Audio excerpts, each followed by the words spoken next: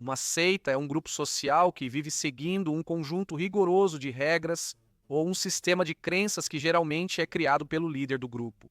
Esses líderes geralmente têm personalidades persuasivas e a capacidade de manipular seus seguidores para fazerem o que eles querem. Por isso, não surpreende que esses grupos cometam crimes violentos para promover sua agenda ou adotem um estilo de vida desaprovado pela sociedade. Embora geralmente secretas, houve momentos em que líderes de seitas deram entrevistas, seja mentindo descaradamente para tentar manipular mais pessoas ou confessando seus crimes. Essas entrevistas mostram a natureza assustadora desses grupos e seus líderes. Então, aqui estão 7 entrevistas perturbadoras com líderes de seitas. Número 1. David Berg. Os Filhos de Deus. Os Filhos de Deus foi uma organização que começou em 1968, sendo um grupo religioso de pessoas que baseavam suas crenças de forma vaga na Bíblia.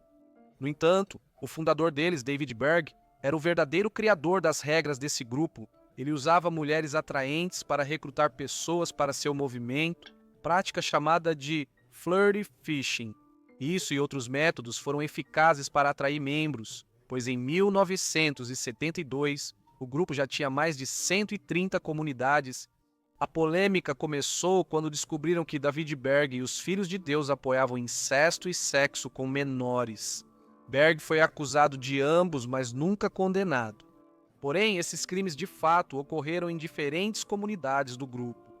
Em uma entrevista em que Berg foi questionado sobre a Bíblia, especificamente sobre os 10 mandamentos, ele respondeu dizendo que a única lei que as pessoas deveriam seguir era amar umas às outras.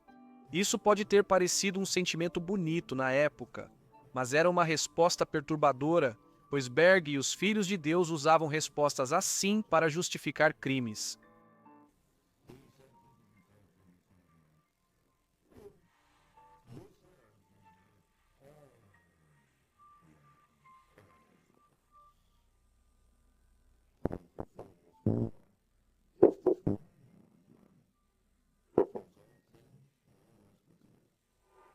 Então não precisamos mais. Não estamos mais sob as leis de Moisés, não estamos mais sob os 10 mandamentos, não estamos mais sob todas aquelas regras religiosas e formalidades. E formalidades e cerimônias. No culto do templo, tudo o que você precisa para adorar a Deus hoje é o seu próprio coração. Número 2. Rod Farrell, o clã dos vampiros. Rod Farrell era um assassino americano do Kentucky, que foi o líder de um suposto culto de vampiros em meados dos anos 90. Ele dizia ser um vampiro de 500 anos chamado Visago e ficou conhecido como o assassino vampiro. Em 1996 matou 2 pessoas. As vítimas foram Naomi Ruth Quinn e Richard Wendorf, que eram os pais da amiga de Farrell, Heather. Farrell matou os 2 com uma barra de ferro em casa e marcou um 5 no corpo de Richard Wendorf. O caso ficou bastante conhecido por 2 motivos: pelos detalhes que o cercavam e porque Farrell se tornou a pessoa mais jovem a ser condenada à morte nos Estados Unidos. Essa sentença depois foi alterada para prisão perpétua, sem possibilidade de liberdade condicional. Desde o incidente, Farrell deu várias entrevistas e mostrou pouco ou nenhum remorso por suas ações. Em um documentário sobre o incidente, Farrell explica os assassinatos com frases estranhas e às vezes incorretas, e parece bastante orgulhoso de suas ações. Ele se compara a Satanás e diz que ser foragido era uma adrenalina que adorava, provando que ele não mudou seus modos e continua tão maligno quanto no dia em que cometeu aqueles crimes. De maneira infantil, Scott e eu dançamos travessamente ao redor do corpo dele antes mesmo de ele morrer. Estranhamente, foi uma adrenalina, uma empolgação de adolescente saber que ele estava dormindo e não saber disso. Tínhamos seu destino em nossas mãos. E depois que terminamos nossa dança tola, eu fiquei sobre ele e comecei a golpear sua cabeça repetidamente com uma barra de ferro até tirar sua vida. Eu não sei se era minha consciência ou não, mas ela disse: ao fazer isso, você pode destruir completamente sua vida e a vida de outras pessoas. Então, as consequências e reflexões sobre não fazer isso vieram à minha mente. Uma única voz surgiu e disse, e foi aí que eu desci a alavanca de ferro. Número 3 é Shoko Asahara, On Shinrikyo.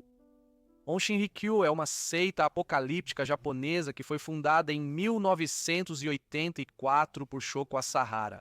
O grupo começou como uma aula de yoga e meditação, mas Asahara rapidamente começou a impor suas crenças ao grupo e as pessoas começaram a segui-lo. A seita seguia valores morais de várias religiões e tornou-se oficialmente uma organização religiosa em 1989, mas algumas crenças desse grupo eram bastante questionáveis.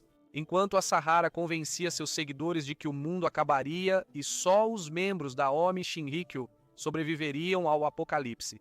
Shoko Asahara também dizia ser Cristo, e por causa de tudo isso, sua seita foi considerada uma religião elitista que menosprezava outros grupos e organizações. Omi Shinrikyo ganhou notoriedade internacional quando realizou o ataque com gás sarin no metrô de Tóquio em 1995, que envolveu 10 membros da seita, liberando um agente nervoso mortal conhecido como gás sarin em uma estação de metrô de Tóquio durante o horário de pico. O ataque resultou em 12 mortes e centenas de feridos por causa do gás. Embora Asahara não fosse diretamente responsável pelo ataque, seus seguidores baseavam suas crenças em seus ensinamentos, e esse evento o tornou uma figura extremamente controversa. A On Shinrikyo rapidamente deixou de ser uma organização religiosa e virou um grupo terrorista temido no Japão. Antes disso, no entanto, Asahara era bastante respeitado por certas personalidades e chegou a dar uma entrevista ao famoso ator e comediante Takashi Kitano. Embora não diga nada assustador, Asahara destaca a importância de atrair um público mais jovem, o que é perturbador, já que muitos seguidores iniciais eram jovens.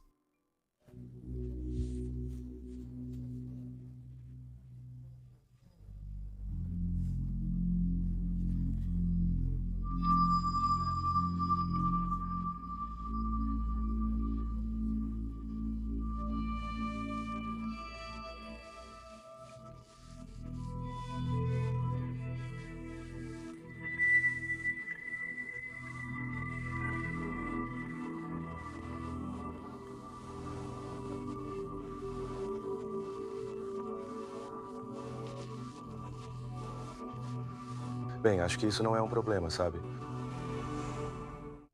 No sentido mais amplo, ele tem uma grande influência. Em resumo, é carisma, não é? O carisma é como uma sabedoria concedida por Deus. Ter esse tipo de coisa, se ele conseguir transmitir isso de forma positiva, especialmente para os jovens influentes, acho que isso pode levar a uma vida realmente maravilhosa. 4. Warren Jeffs, Igreja Fundamentalista de Jesus Cristo dos Santos dos Últimos Dias. A Igreja Fundamentalista dos Santos dos Últimos Dias é uma grande organização religiosa dos Estados Unidos fundada no início do século XX. Ela ganhou notoriedade por vários motivos. Os motivos incluem declarações racistas, comentários homofóbicos e suspeita de tráfico de menores. No entanto, a maior e mais pública controvérsia deles aconteceu quando o atual presidente, Warren Jeffs, foi acusado de 2 acusações de agressão sexual em 2011. As vítimas eram 2 jovens, de 12 e 15 anos. Isso confirmou as suspeitas da maioria de que Warren Jeffs e a organização apoiavam esse tipo de comportamento. O líder da Igreja Fundamentalista sempre foi visto como uma espécie de profeta, e o que ele dizia geralmente era considerado lei dentro da comunidade. A disposição dos seguidores em obedecer cegamente ao seu líder foi o que deu à organização uma imagem de seita. Jeff se aproveitou disso e supostamente organizou casamentos ilegais entre seguidores adultos e meninas menores de idade. No entanto, depois que Warren Jeffs foi enviado para a prisão, ele fez uma declaração aos seus seguidores, admitindo que era um falso profeta e que vinha mentindo para seu povo. Isso é perturbador, pois ele já usou sua imagem de profeta para impor suas ideias.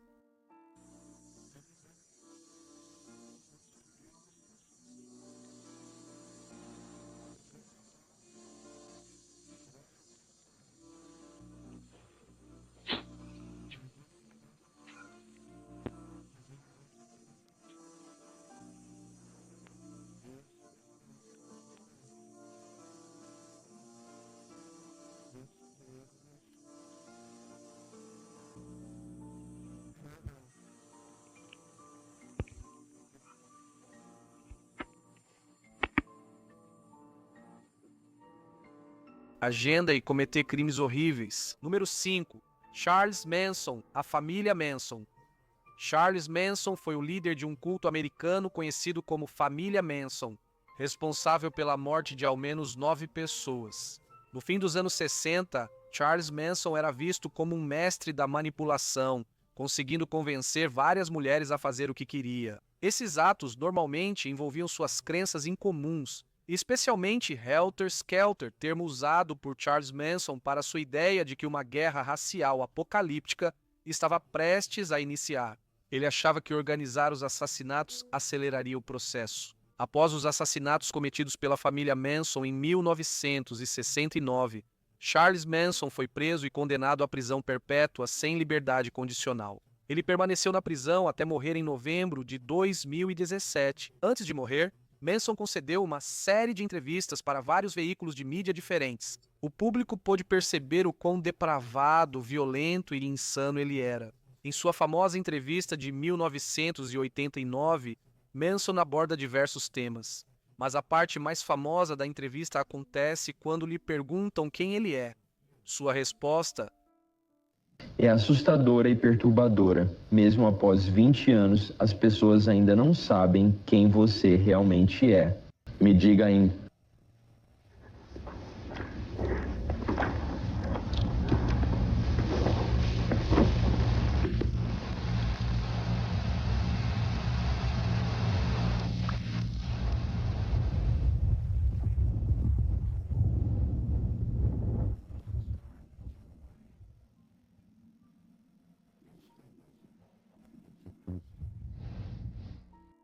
uma frase quem é você. 6. A organização Synanon foi criada por Charles Dietrich em 1958 como um programa de reabilitação de drogas. No entanto, por causa dos crimes violentos cometidos pelo grupo, ela logo ficou conhecida como uma das seitas mais violentas da história americana. O fundador Charles Dietrich, alcoólatra recuperado, inicialmente dizia que a Synanon era uma organização não violenta. Porém, ele logo mudou de opinião e disse que só usariam violência se fosse necessário. No fim dos anos 1970, o grupo já era ligado a mais de 80 crimes violentos, incluindo o desaparecimento de Rosa Lena Cole, uma jovem que deveria se juntar à organização, mas desapareceu pouco tempo depois. Ela nunca mais foi vista. Há vários vídeos de Dietrich com seus seguidores. Em um vídeo, ele responde a um membro do grupo e afirma que ninguém que entra para a Synanon é violento por essência. Isso é preocupante, pois pode ter sido verdade para a maioria. Agora sabemos que práticas da Synanon e políticas de Dietrich podem ter tornado vários membros violentos. Também vemos seguidores de Dietrich elogiando-o por diversos motivos, o que é perturbador e prova a eficácia de suas táticas de manipulação.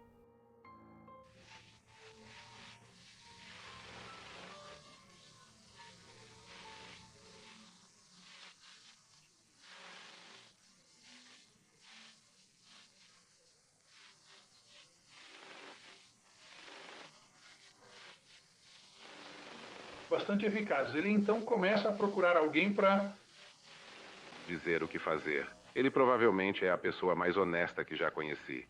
E conheci na vida. Estou convencido de que ele sabe mais sobre mim do que eu sei sobre mim mesmo.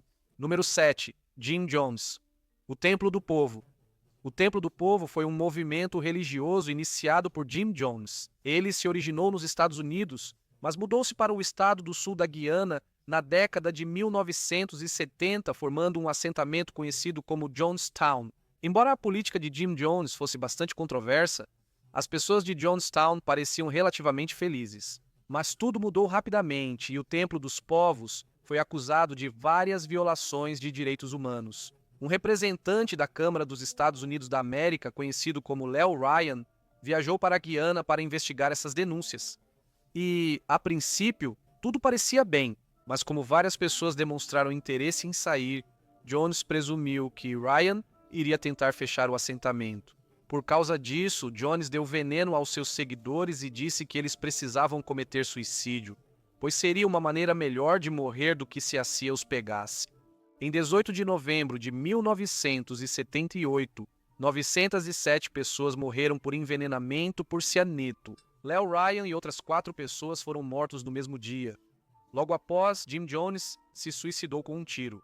O total de mortos foi de 918. O evento foi chamado de suicídio em massa, mas muitos, incluindo sobreviventes, o viram como assassinato em massa, já que a maioria das pessoas que injetou o veneno foi coagida, ameaçada ou forçada a engolir o líquido. Um dia antes, enquanto Ryan e sua equipe investigavam a área, um correspondente da National Broadcasting Company recebeu um bilhete.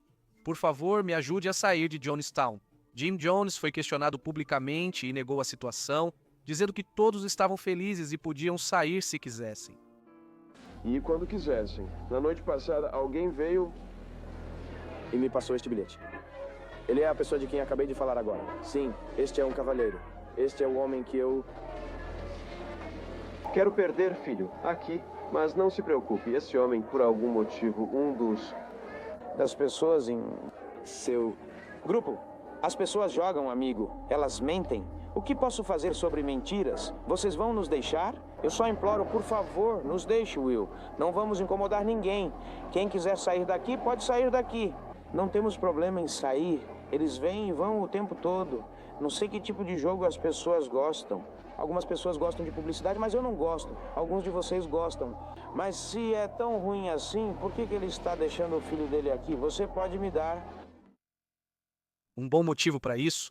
Obrigado por assistir ao vídeo de hoje. Se você quiser ver vídeos parecidos com este, pode considerar se inscrever. Meu Instagram, Twitter e Facebook são TheBurk321. Me siga lá se quiser. As fontes, os vídeos usados e as músicas apresentadas estarão todos linkados aqui embaixo. Mas como eu disse, é só isso por agora.